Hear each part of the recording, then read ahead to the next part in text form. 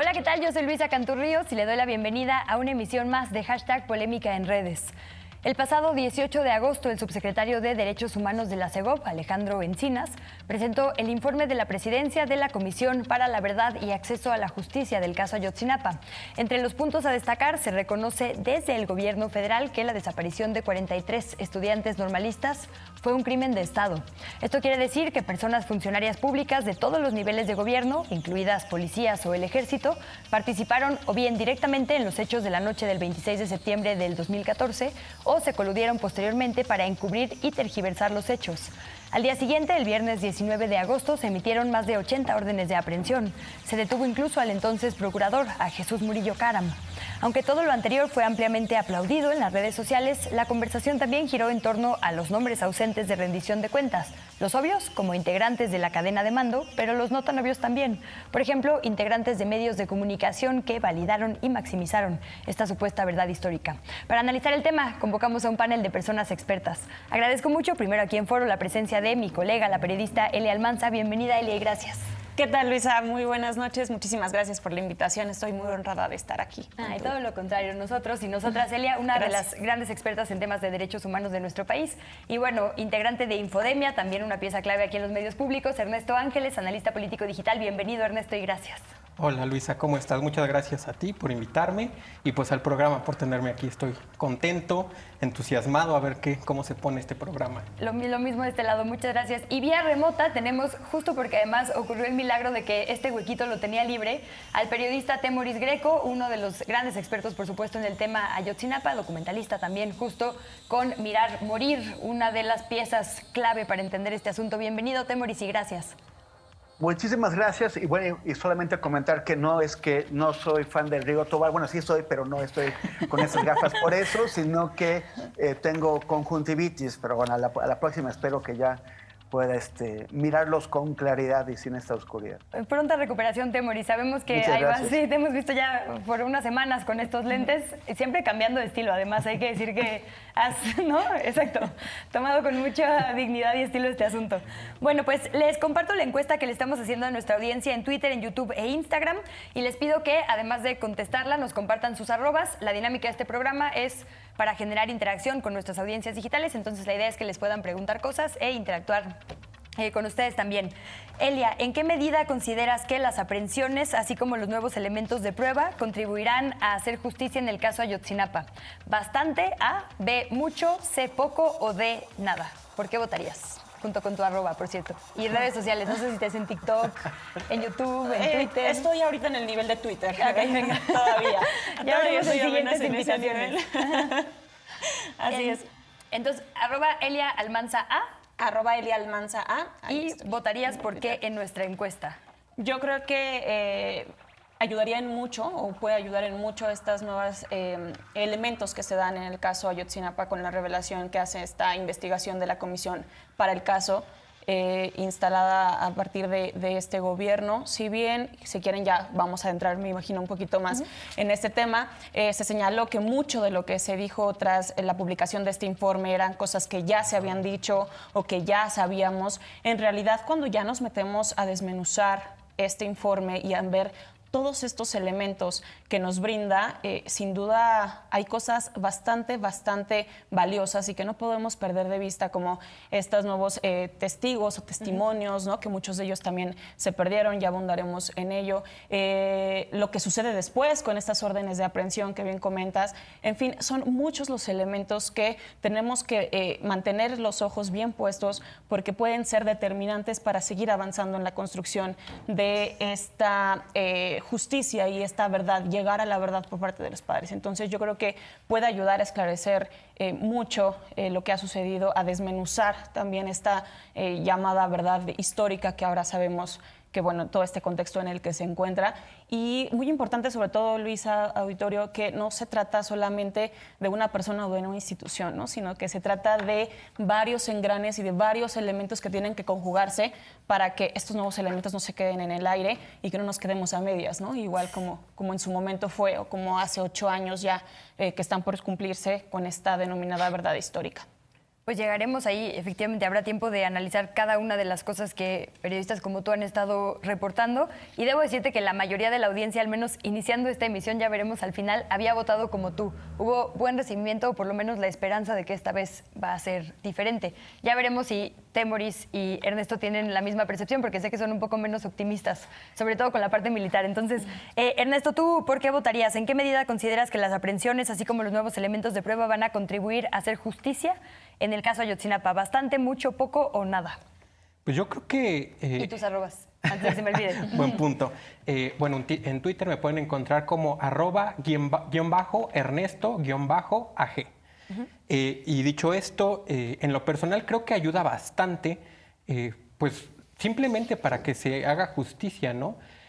Sin embargo, en lo personal, en mi experiencia en redes, puedo decir que pues esto tal vez no es compartido por muchas personalidades, sobre todo por personalidades famosas dentro de redes sociales, específicamente en Twitter.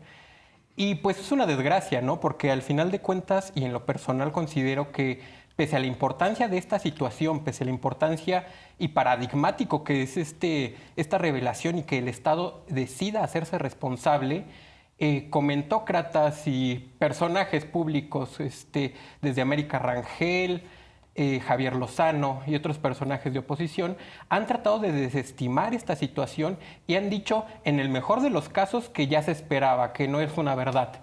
Y en el peor están diciendo que es una persecución política porque se quieren ir en contra de los jueces y los policías y los magistrados y no solo de los criminales, como lo dice Sergio Sarmiento, ¿no?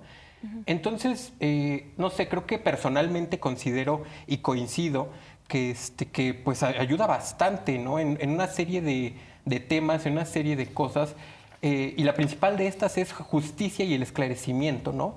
Sin embargo, en redes, pues, es diferente cómo lo están tomando y cómo lo están manejando, ¿no? Cómo desde el púlpito público están intentando ciertas voces demeritar esta situación y no solo eso, están tratando de quitarle peso y decir casi que es un distractor más, ¿no? Entonces, yo creo que hay que ser bastante cuidadosos, ¿no?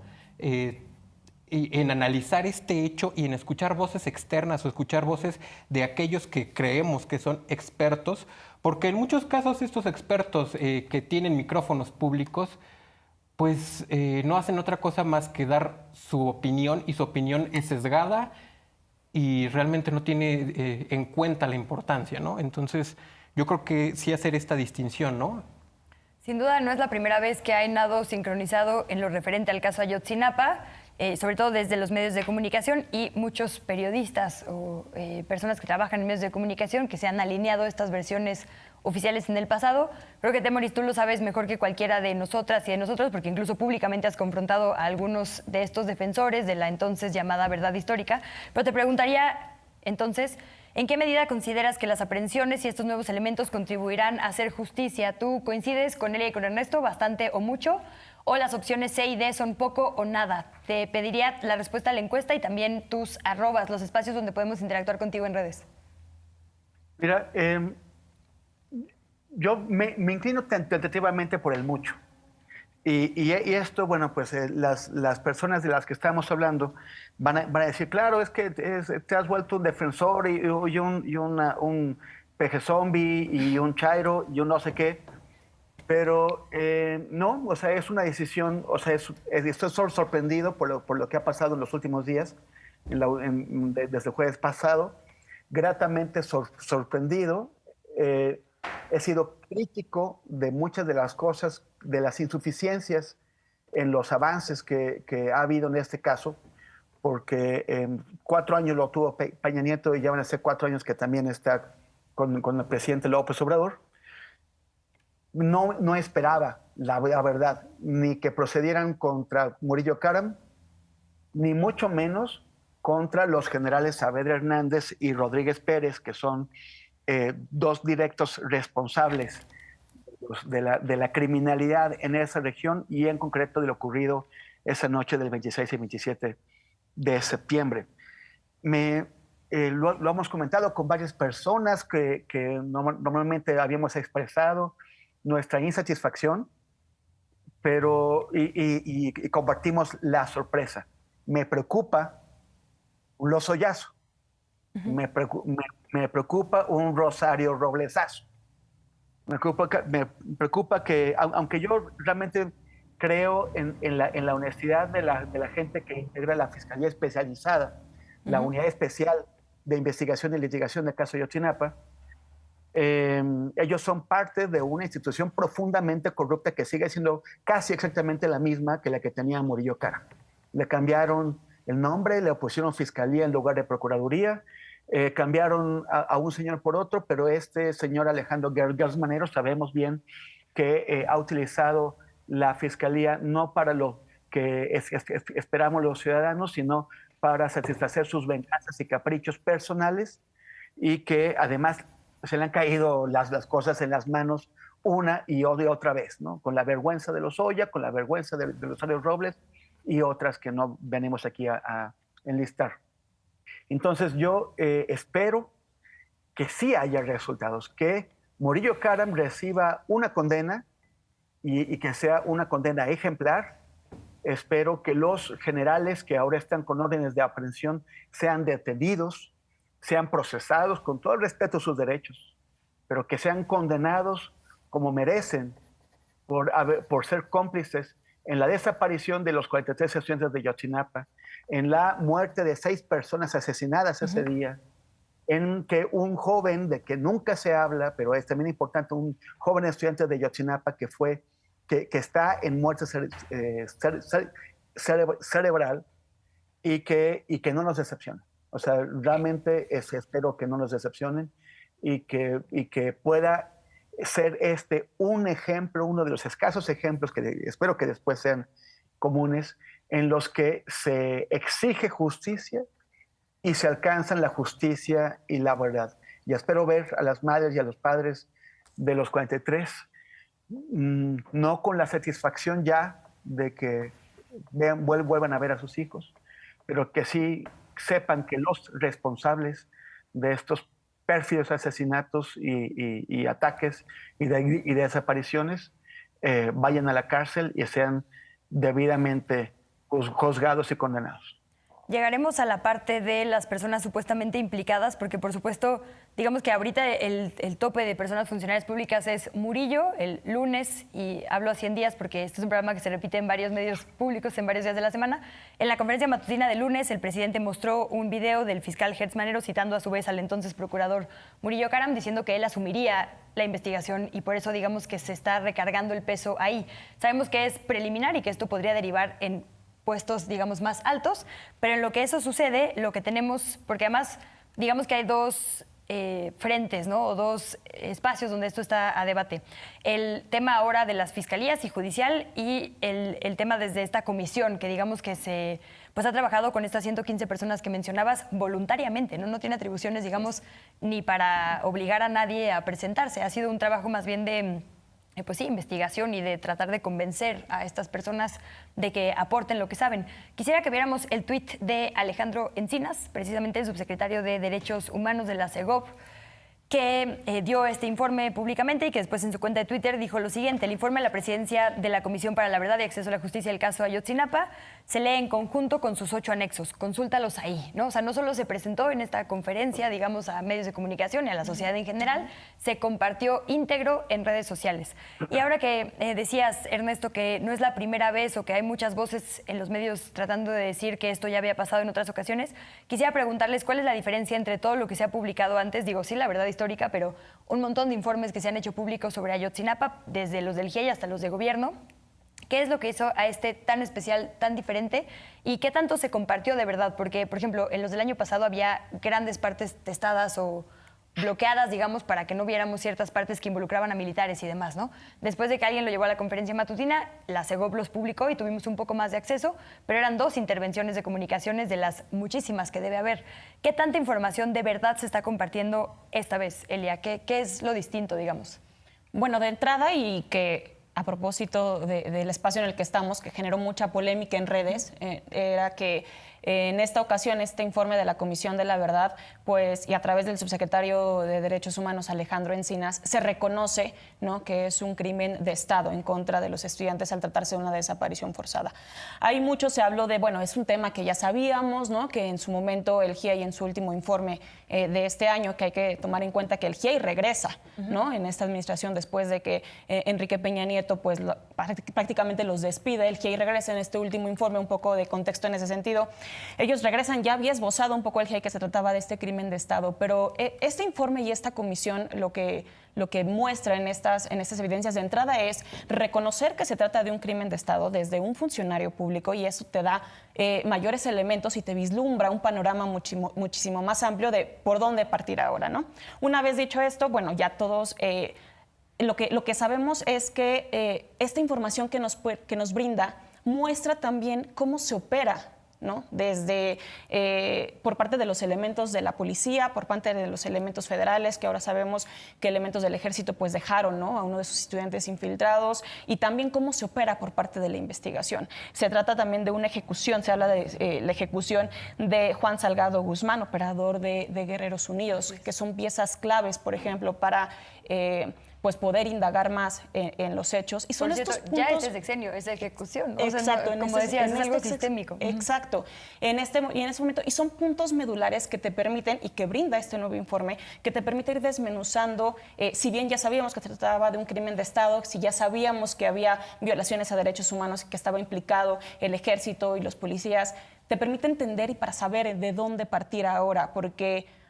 pues la verdad histórica lamentablemente manchó, ¿no?, mucho de estas evidencias, y ahora hay que prácticamente empezar desde cero, y son los puntos medulares por donde empezar. Y a propósito de esto, Luisa, y que no es algo mío, es algo que yo escuché también en una de tus entrevistas y que estoy totalmente de acuerdo, estos choques, ¿no?, al interior, y que también esbozaba un poquito de temores hace un momento. Se pueden cambiar los titulares, se puede cambiar un gobierno, se puede cambiar pues quienes tienen estas voluntades de esclarecer el caso Ayotzinapa, pero cambiar un sistema es muy complicado, y entonces ahí es donde se viene lo interesante y lo importante, y ocupar esta frase al tiempo, vamos a ver, porque y esta separación también que decías, Luisa, es bien, bien importante, y creo que el auditorio lo tiene que también tener muy claro.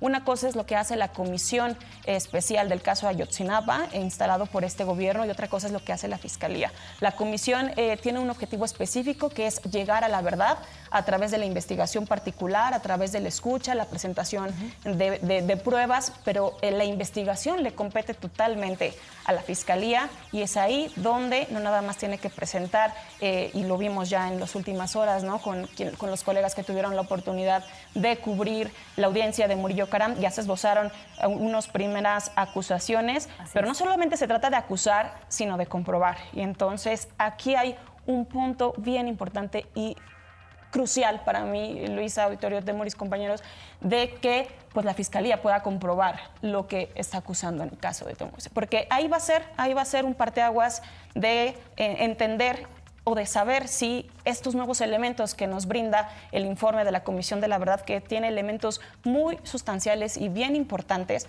pues van a ser de utilidad para reconstruir o para caminar en ese sentido a la justicia, o vamos a tener más de lo mismo con una Fiscalía que no esboce lo suficiente, que no defiende y que demuestre lo que está ahora acusando, ¿no? Entonces, bueno, regresando al punto, creo que es bien importante, y hay muchas cosas que nos brindan este nuevo informe, y bueno, al tiempo, ¿no? Vamos a ver cómo esta nueva administración va, y en el caso la Fiscalía en particular, va pues a trabajar para ello, ¿no?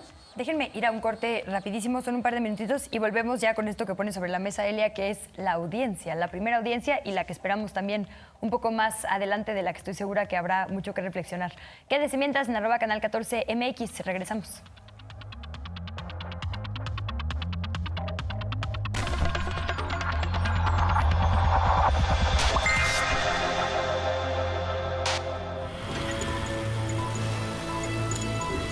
Lo único que me dice tu artículo es que el ángel ha muerto, y eso ya lo sé.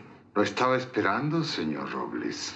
Perdón, pero como la puerta estaba abierta... Usted intentó forzarla. Cinema 14 presenta La leyenda de una máscara. Función para desvelados. lunes 23:45 horas. Por Canal 14.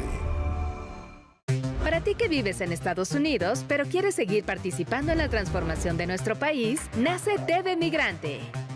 Encontrarás contenidos informativos, culturales y de entretenimiento que reflejan la realidad de quienes migraron.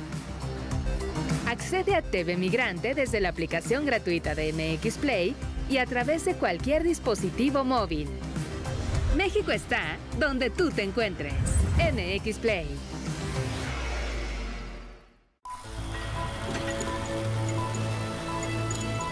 Yo creo que la arquitectura rural siempre se integra al paisaje. Me gusta mucho la casa. Pues una casa es como un amigo. Tú buscas a un amigo que se parezca un poco a ti. Cinema 14 presenta El patio de mi casa, martes 12:30 horas. Por Canal 14. Tenemos otra visa del banco. ¿De Carvajal? Sigue sin pagar. ¿Qué hacemos? Pues he pensado que lo mejor que podemos hacer es darle un susto. A papá no le digas nada. Me han llamado para hacer una sustitución en un estreno. Es una obra divina. Para vos mostrarlo, heme aquí, desnudo. No mires. No miro. Pues eso. Cuéntame cómo pasó. Lunes a viernes, 14:30 horas.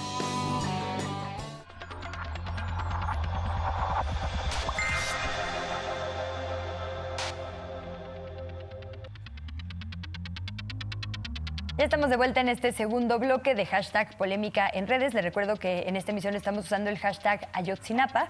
Y bueno, nos quedamos hablando sobre el papel que han jugado los medios de comunicación, primero en la construcción de esta supuesta verdad histórica y ahora en la revelación de este informe presidencial de la Comisión para la Verdad y Acceso a la Justicia de Ayotzinapa. En el 2014 los medios, las y los periodistas, las y los líderes de opinión, digamos que pues apoyaron a que la sociedad creyera una cosa u otra, Ernesto. Pero ahora, y conforme avanzaron los años, no solo son los medios de comunicación, sino también las redes sociales, ¿no? El mundo digital. Mucha gente que no está aquí en la capital y que no, digamos, está en el círculo rojo que sigue los medios de comunicación, pues solo se informa a través de lo que ve en Twitter, que le mandan por WhatsApp o que ve en la tele o en el radio, ¿no? En ese sentido, ¿cómo ha evolucionado la conversación? Porque Murillo Karam fue tendencia en ese 2014 y lo fue también ahora, ese 18 de agosto. ¿Cómo lo vio la gente? ¿Qué opinó con estos años de diferencia? Perdón. Pues yo primero empezaría diciendo que justamente analizar el caso de Ayotzinapa nos hace notar el cambio paradigmático que ha sufrido las redes sociales, en específico Twitter, y cómo cambió no solo la discursiva, sino todo este ecosistema, la narrativa, las agendas públicas y en general Twitter. En un principio, de hecho, el caso de Ayotzinapa fue laureado por ser un movimiento social que se apoyó fuertemente en redes sociales. Y para eso me permití hacer una pequeña comparación. Uno de estos videos, como lo podemos ver, empieza con el Monumento a la Revolución. Es una compilación de videos en donde es clarísimo, como lo estamos viendo en pantalla, que en un principio los que movieron el tema eran principalmente personas, comunicadores, sitios de noticias, hasta el propio presidente.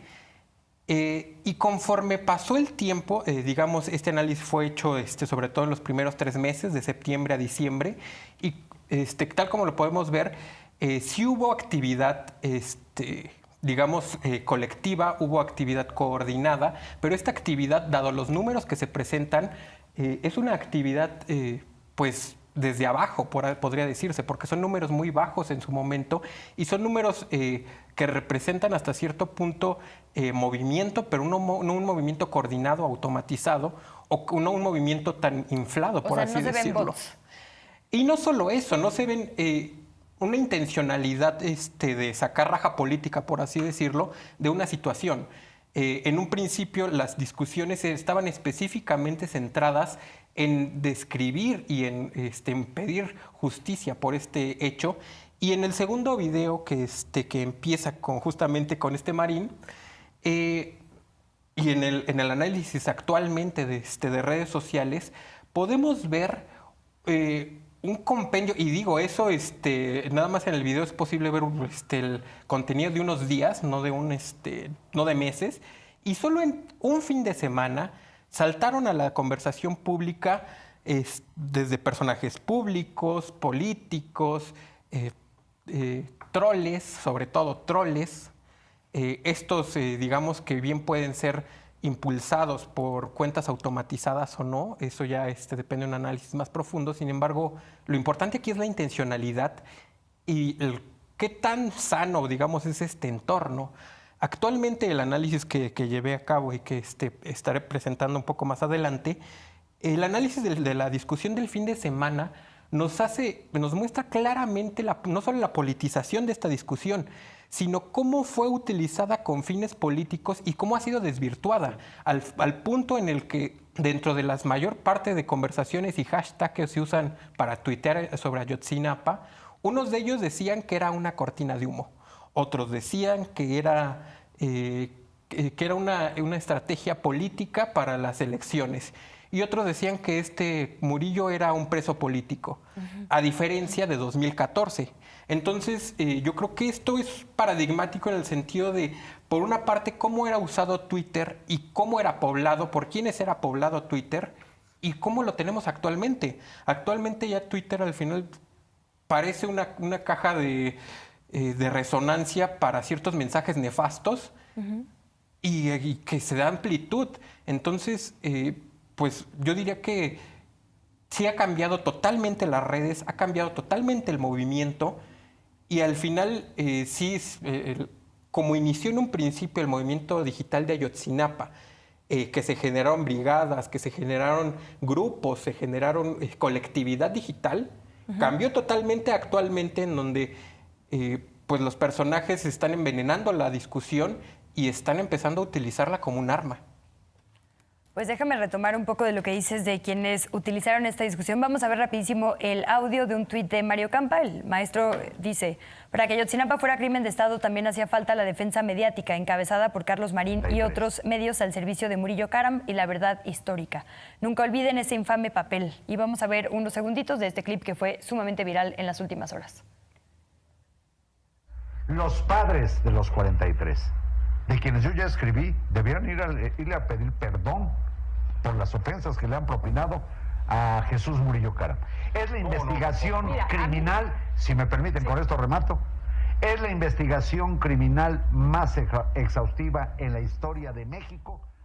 La investigación más exhaustiva que ha habido en la historia de México, decía en aquel entonces Marín. Y te sumo uno más, Temoris, de La Octava Digital, es justo esta entrevista a la que te referías, Eli, con Omar García, sobreviviente de Ayotzinapa, actualmente el diputado Manuel Vázquez, puesto que ahora usa su nombre real, que dice: hay unas fuerzas chocando al interior del gobierno, existen quienes quieren que el Estado asuma sus responsabilidades, como Encinas y funcionarios integrantes de ese grupo, se enfrentan a antiguos colaboradores de quienes construyeron la verdad histórica. Y ahí justo te preguntaría, si quieren nada más con el tuit para no escuchar la entrevista completa, pues te preguntaría, Temoris, por esto, ¿no? Está el Grupo Hidalgo, están estos 6 exfuncionarios que se mencionaron en la primera audiencia en contra de Murillo Karam, incluyendo al actual titular de la Secretaría de Seguridad Ciudadana, Omar García Harfuch, que ya se deslindó también, ahorita veremos ese tuit.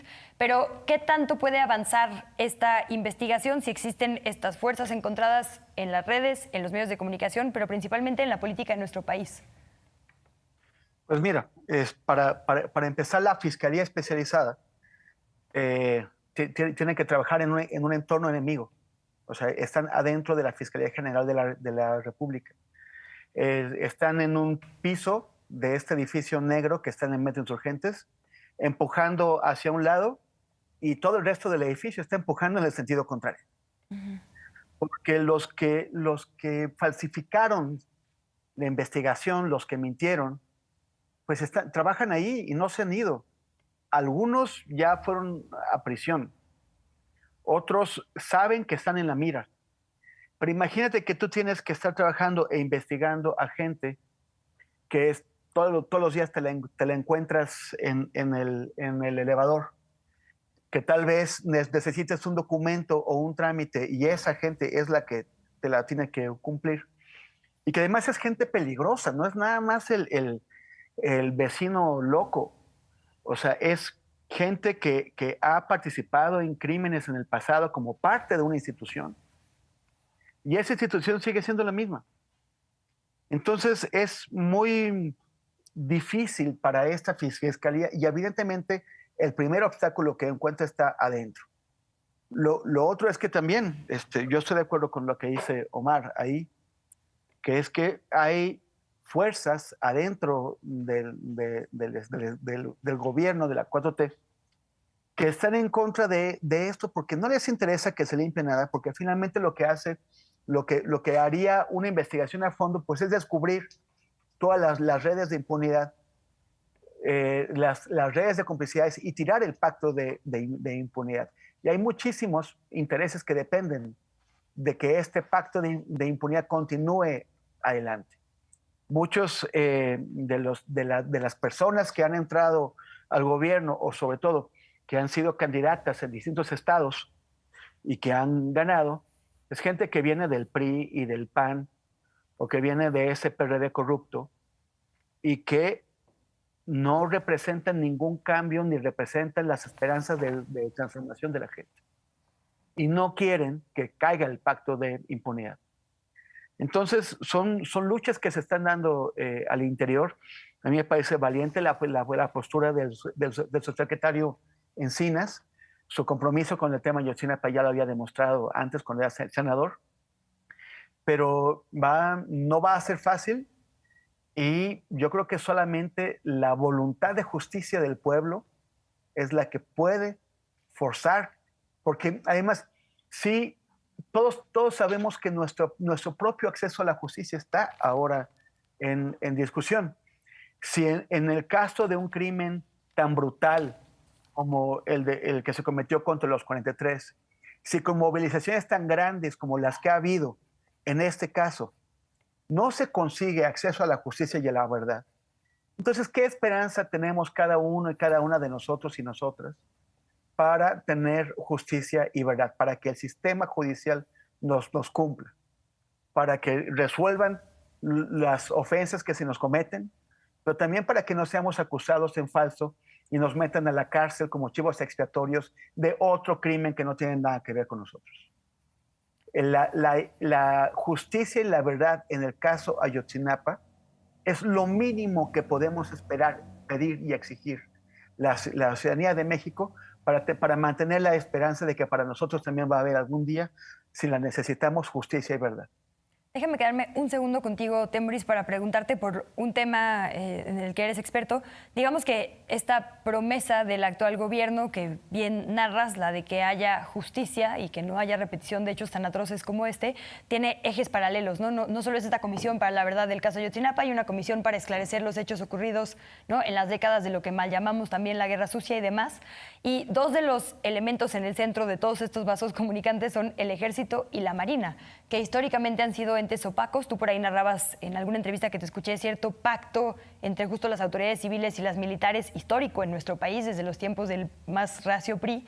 Entonces, preguntarte por eso, ¿hemos visto un cambio real, sustancial en la transparencia y la rendición de cuentas de estos dos cuerpos? Además, hoy súper bajo la mira pública y cuestionados por la cantidad de cosas que hacen, ¿no?, para nuestro país.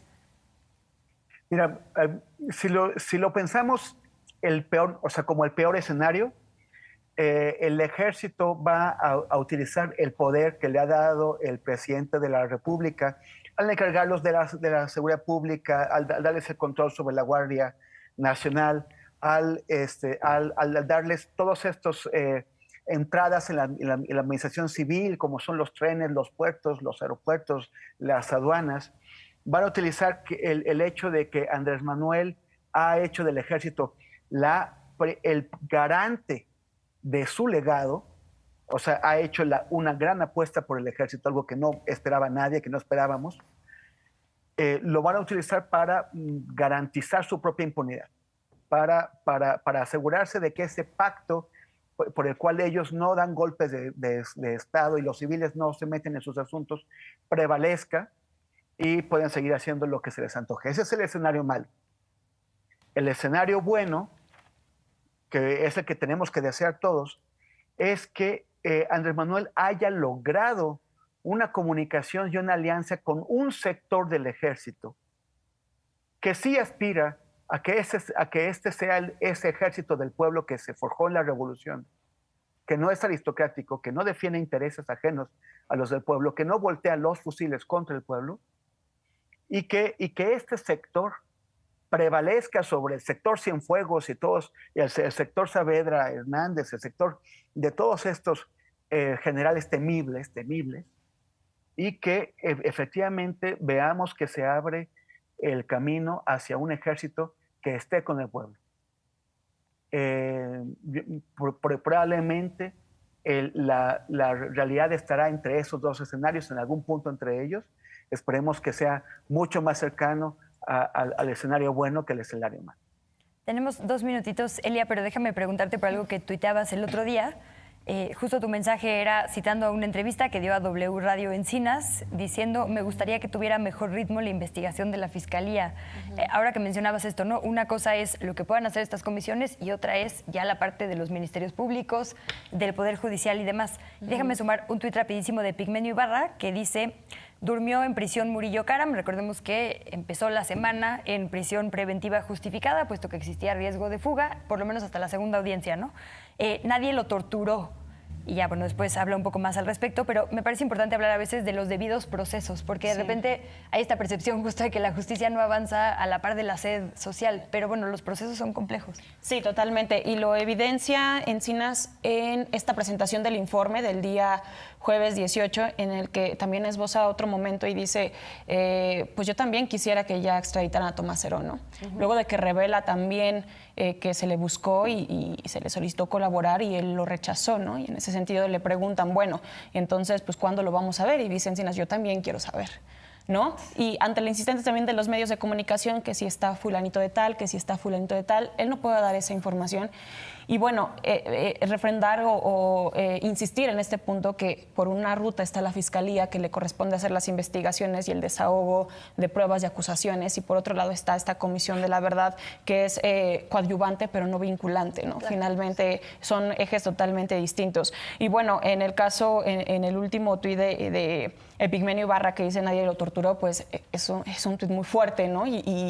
Y que revela también todo este contexto en el que está inmerso el caso y la denominada verdad histórica, porque fue, después supimos, ¿no? Incluso el relator contra la tortura de Naciones Unidas también emitió un informe en nuestro país sobre esta doble revictimización que se hacía incluso con las personas detenidas.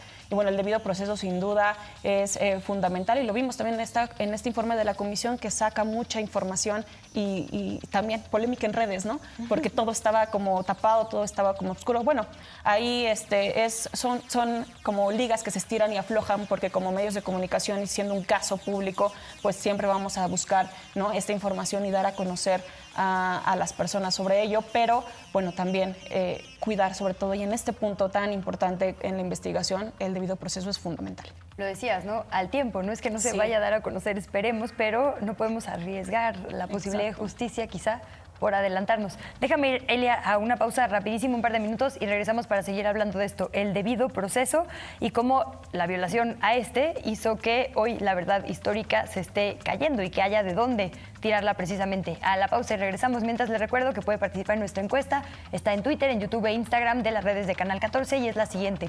¿En qué medida consideras que las aprehensiones, así como los nuevos elementos de prueba, contribuirán a hacer justicia en el caso Ayotzinapa? A bastante, B mucho, C poco o D nada. Nos vemos estos minutos de corte en @Canal 14 MX.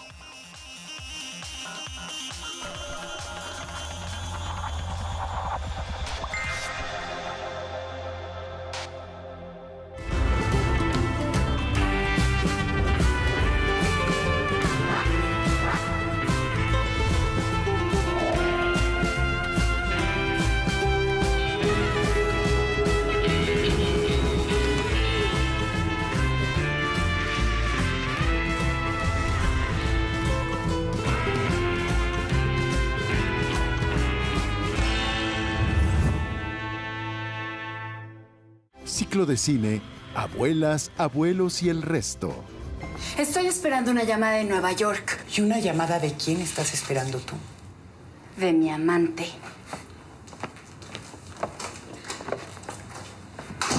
¿Qué pasa? ¿No le puedo preguntar? Eso también está mal. Morirse está en hebreo. Lunes 22 horas. Por Canal 14.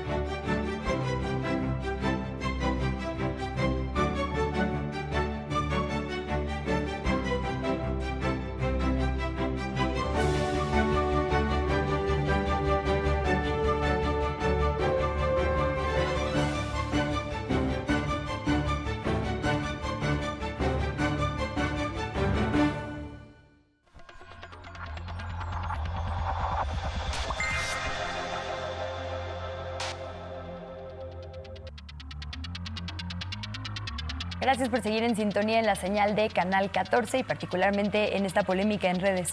Para cerrar este tercer y último bloque, quisiera preguntarles por la parte, digamos, final del círculo de justicia, que es la no repetición. Y hablar, Elia, lo hablamos ahorita en el corte, de justo las familias víctimas o las escuelas normales de nuestro país. Porque después del 2014 uno pensaría que no debió haber habido otra vez, digamos, maltratos a las familias de desaparecidos, que no debería haber habido, perdón, ahí los tres verbos, ataques contra las normales, y estuvo ahí Mactumaxá y otros hechos de violencia contra estos jóvenes y estas jóvenes normalistas. Entonces, realmente podemos pensar que hay un entorno distinto, que aprendimos socialmente en los medios, en la sociedad civil, las lecciones del caso Ayotzinapa. Yo creo que no, Luisa. Yo creo que ha habido una constante revictimización, no nada más con los jóvenes estudiantes, sino también con las familias, con las madres, con los padres, específicamente del caso Ayotzinapa, porque, bueno, además de que se les relegó, ¿no?, en todo momento, en esta denominada verdad histórica, les suplicaron los padres a hoy procesado, bueno, en proceso, Jesús Murillo Karam, ¿no?, que no cerrara esta investigación. Lo hicieron, no los escucharon. Y aunque el panorama es distinto en esta actual administración, sí hay que tomar en cuenta que debemos todos como sociedad, autoridades como sociedad y como medios de comunicación también, retomar el foco y centrar el punto en lo que es también realmente, que es realmente lo importante, que es el acompañamiento y la atención a las víctimas, a las madres y los padres, y no dejarles fuera en ningún momento, ¿no? En este caso, si bien el panorama es distinto, como te decía, pues ha habido también omisiones, ¿no?, por parte incluso de la Comisión de la Verdad, en el sentido de que incluso hoy el Grupo Interdisciplinario de Expertos Independientes, el GIEI, también sacó un pronunciamiento en el que dijo, bueno, al igual que las madres y los padres, nosotros no teníamos conocimiento de ello.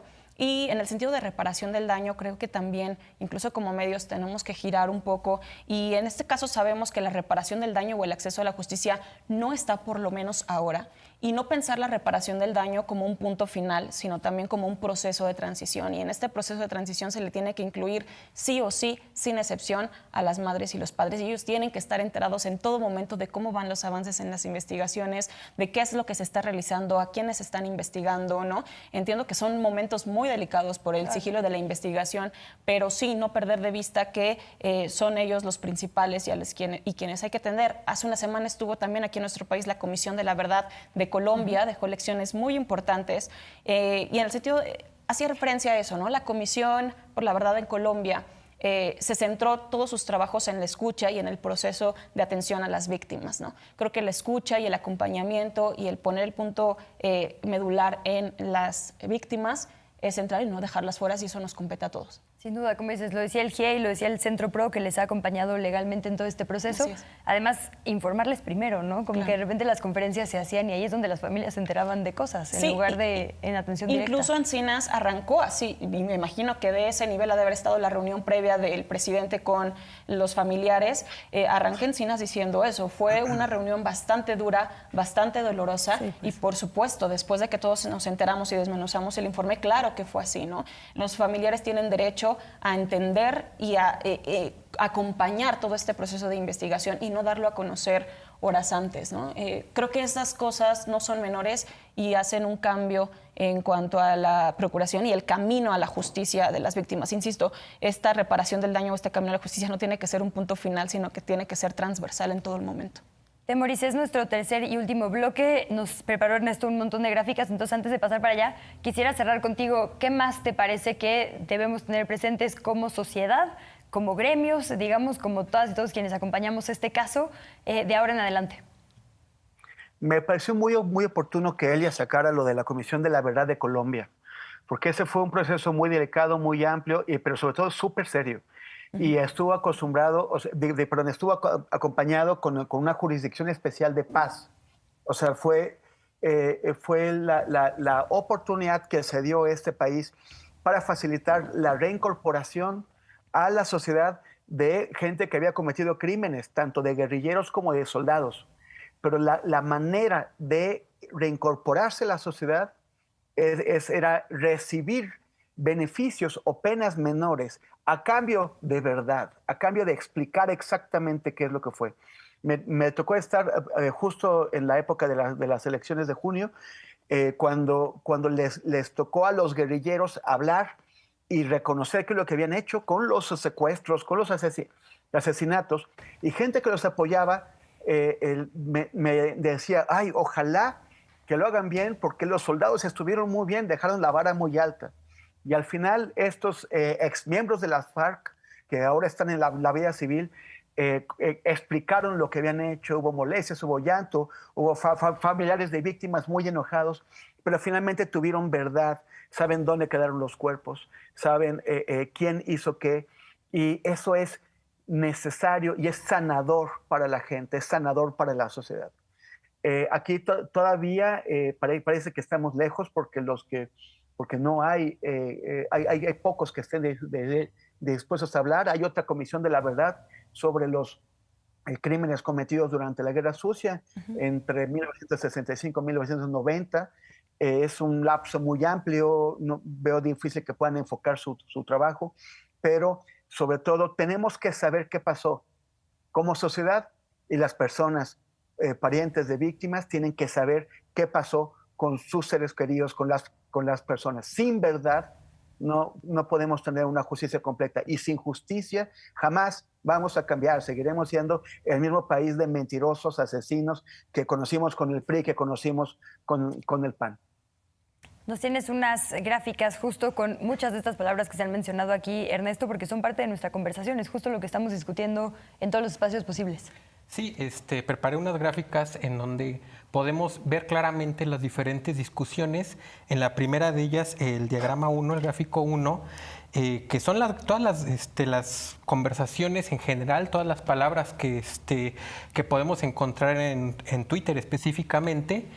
Y bueno, aquí en grande está Ayotzinapa, Murillo Karam, digamos que son los temas en general. En el tercer diagrama, en el diagrama 3, podemos ver un poco más claro, subrayado, que cuáles son de estas conversaciones, cuáles son aquellas que, digamos, pertenecían a una discursiva normal. Entre estas está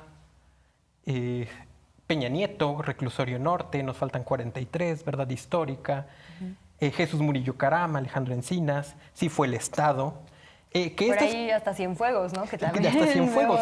Sin embargo, esta discusión fue un poco más complicada, la de Cienfuegos. Sin embargo, en una primera vista general, estas discusiones hablan de una discursiva en Twitter noticiosa.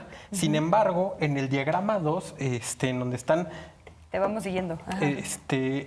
Bueno, en donde pueden ver más claramente que están subrayadas aquellas discusiones que yo consideraría que son un tanto agresivas, en el mejor de los casos, o tienen claramente el objetivo de desinformar o de atacar. Podemos ver narrativas que van desde Ni un voto a Morena 2024, Sorry, los engañan, y una serie el clásico de Fernando Belouzarán, Así habló Pejetustra, y que estas discursivas lo que hacen es envenenar las redes sociales. Y como podemos ver, no son pocas, son varias discursivas que al final están promocionadas, uno creería que están promocionadas por troles o por bots, y tal vez sí, pero otras de ellas están promocionadas por personajes públicos. Tenemos a Javier Lozano, tenemos a Sergio Iracheta, tenemos a Beltrán del Río. A lo que voy es que yo creo que no se puede, al final de cuentas, se está buscando que se llegue a una verdad, se está buscando que se llegue a una justicia. Sin embargo, podemos ver claramente que hay actores políticos, que hay intereses públicos, que hay intereses de figuras políticas prominentes que en primera no les interesa que esto que se llegue a algún buen término, y en segunda, no solo eso, las están ocupando para golpear políticamente. Entonces, esto, junto con el cambio que ha sufrido Twitter, que Twitter es bastante omiso con ciertas cuentas, con ciertas discursivas que son, digamos, lesivas para la discusión pública, lo permite. Entonces, yo creería que no se podría llegar a un escenario, digamos, de justicia y de cierta, tranquilidad entre las discusiones, porque al final eso no pasa. No está pasando en Twitter, la misma estructura de Twitter no lo está permitiendo, y el comportamiento de los usuarios, y no solo usuarios no conocidos, sino usuarios públicos, está empantanando todo el trayecto de comunicación, de comunicar la importancia de este informe y de comunicar la importancia de todo el proceso que se está llevando a cabo y desde el proceso judicial. ¿Por qué? Porque ellos están centrando su discurso en cosas como atacar a Morena, en cosas como atacar al presidente, o simplemente en decir, se trata de una estrategia política, siendo que ellos son los que están con una estrategia política utilizando de manera tramposa, de manera realmente sucia, un caso como lo es Ayotzinapa. Y yo creo y apuesto que lo vamos a seguir viendo. En el caso de Murillo Karam, salió aquellas discursivas que no solamente decían que era un preso político, estaban diciendo que estaban atacando a Murillo Karam. Entonces, ¿cómo podemos nosotros avanzar dentro de un proceso público, de un proceso de comunicación pública, que parte de esto es hacer que la población esté consciente y esté al tanto? ¿Cómo se puede avanzar si ni siquiera los engranes de comunicación que deberían de funcionar, porque muchos de ellos son de comunicación pública y es su labor, no lo están haciendo? Están empantanando la conversación y están llevándola por otra parte. Entonces yo creo que también aquí hay una responsabilidad de las discusiones digitales, y también hay una responsabilidad de Twitter, porque justamente hoy en la mañana estaba viendo que a diferentes cuentas, sobre todo obradoristas, mágicamente dejaron de tener ciertos seguidores de la noche a la mañana. Entonces, y eso es constante. La misma estructura de Twitter, hasta estudios en Twitter demuestran que tienen más voz la derecha en Twitter, y no solo en México, a nivel mundial tiene más voz y tiene más amplitud en Twitter la derecha que la izquierda, o que las voces moderadas. Entonces, si a esto le sumamos toda la bola de personas, de personajes malintencionados, entonces sí va a haber un problema en cómo se comunica a la población los avances de este caso, y cómo la población se va a relacionar con este caso y con los resultados. Porque están pasando por un filtro intermedio de personajes públicos, de personajes comunicativos e informativos, que al final ya están manipulando y están sembrando ideas. Déjame parar ahí esta intervención para que nos regales eso a manera de conclusión también. Nos quedan 2 minutitos, entonces justo 30 segundos para decirnos qué nos recomiendan seguir, leer, estar pendiente, o un último mensaje con que quieras dejar a nuestra audiencia, Eli Almanza. Muchas gracias, Luisa. Yo quisiera, como una preocupación, ¿no? Y externar y algo que ya veníamos mencionando, sí tener muy en cuenta sobre lo que está sucediendo en este momento con la seguridad pública en nuestro país y cuánto peso se está dando también a las fuerzas militares en la seguridad civil, ¿no? Lamentablemente el caso Ayotzinapa es un tema que muestra, ¿no?, cómo estos poderes de los que hemos hablado también al interior pues están afectando de manera muy importante el uso indebido de la fuerza y por lo tanto las violaciones a derechos humanos. Y puntualmente, por último, no se trata nada más, ahorita está Murillo Karam, ¿no? Tendremos que ver, como te decía, al tiempo, cómo sucede y qué pasa con la Fiscalía en este sentido, pero no es solo Murillo Karam, hay toda una red de coordinación, una red de un sistema de pactos de impunidad y sistemas que hay que pues adentrarse, y eso le toca al gobierno y a nosotros como sociedad y también como medios exigir que se den respuestas contundentes sobre ello, ¿no? Muchas gracias. No, gracias a ti. 30 segundos de despedida, por favor, Temoris Greco. Ay, creo que estás muteado, sí. Sí, es que pasó el de los tamales y tuve que Gracias por esa consideración. Sí. Perdón. Es peor la niña de los colchones, pero bueno. No. Sí, rápidamente. Poner la atención de la Fiscalía General de la República, donde está Alejandro Gertz Manero. Se nos prometió una nueva institución autónoma vinculada con la gente y salió un desastre. Lo mejor que tiene es esta unidad de investigación, pero como les decía hace un rato, pelea contra el resto del edificio. Y si no tenemos una buena institución que esté garantizándonos la persecución de los delitos, la investigación y la prosecución, no va a cambiar nada. O sea, la corrupción va a continuar, la violencia va a continuar. Hay que dotarla de nuevos instrumentos, de recursos suficientes, pero sobre todo yo diría de una renovación completa que empiece por toda la cúpula. Ese señor Alejandro Gertz Manero es una desgracia para este país. Se tiene que ir. Gracias también, Temoris Greco. Me dice producción de Ernesto Ángeles que estamos ya saliendo así de panzazo, pero que te seguimos en tus redes y en Infodemia, por supuesto, donde colaboras constantemente. Nos vamos con los resultados de las encuestas. ¿En qué medida consideras que las aprehensiones, así como los nuevos elementos de prueba, contribuirán a hacer justicia en el caso Ayotzinapa? Mucha gente votó como ustedes. Bastante tuvo 53% de los votos, mucho 21%, poco 12% y nada el 14%. Muchas gracias, Ernesto Ángeles, Temoris Greco, Elia Almanza, la producción y, por supuesto, a nuestra audiencia que nos acompaña en cada polémica en redes. Cuídense mucho y nos vemos en la siguiente emisión y en la señal de Canal 14. Muchas gracias.